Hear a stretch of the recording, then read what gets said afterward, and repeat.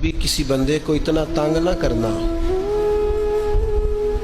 کہ وہ اتنی تکلیف میں آئے کہ وہ خود تو کچھ نہیں کر سکتا، ماڑا ہے، لیکن پھر وہ رات کو اپنے رب کی بارگاہ میں بیٹھ کے کہے کہ تو حاکم و عادل ہے مگر تیرے جہاں میں ہے تلخ بہت بندہ مزدور کے اوقات۔ پھر ایسا نہ ہو غریب ہے، ماڑا ہے، خود تو کچھ نہیں کر سکا، پھر اللہ کی بارگاہ میں تیری شکایت کرے۔ ایسا نہ کرنا۔ میرے نبی پاک علیہ السلام کے درویش صحابی تھے حضرت سعید بن زید رضی اللہ تعالیٰ عنہ، فقیر فاقہ مست، حضرت عمر رضی اللہ تعالیٰ عنہ کے قریبیوں میں سے تھے۔ ایک عورت نے الزام لگا دیا زمین کے قبضے کا۔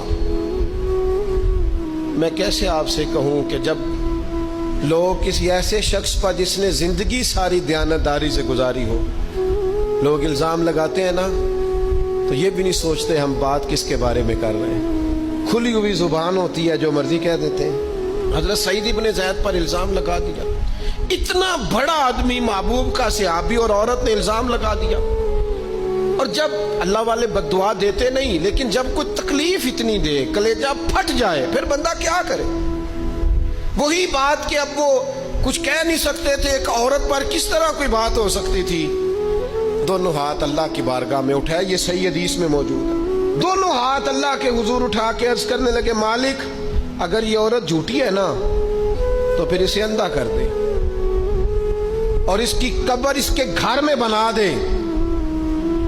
صحابہ فرماتے ہیں کہ حضرت سعید ابن زید کا تو وصال ہو گیا، زمانہ گزر گیا، لیکن ہم نے پھر اس بی بی کو اندھا ہوتے دیکھا ہے۔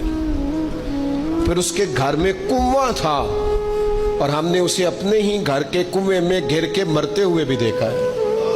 اس لیے کہ جب آپ کسی کو تکلیف دیتے ہیں، جب آپ ستاتے ہیں، جب آپ وہ بات کرتے ہیں جو اس بندے میں موجود نہیں ہے، جب آپ جھوٹ بولتے ہیں اپنے نفس کی تسکین کے لیے، جب آپ زیادتی کرتے ہیں صرف اپنی انا کے لیے، تو پھر بعدوں کا دعائے ضرر نکلتی ہے منہ سے۔ جو شخص دل کی نرمی سے محروم ہو گیا وہ کل کے کل خیر سے محروم ہو گیا۔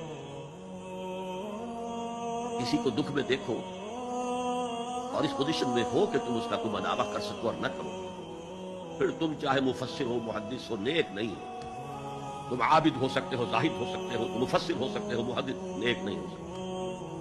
اگر کسی کو دکھ میں دیکھ کر آپ تڑپ نہیں اٹھتے، اگر اس کی مدد کرنے پر قادر ہو اور نہیں کرتے، تو کل خیر سے محروم ہو۔ پڑھے جاؤ نمازیں اور تہجدیں۔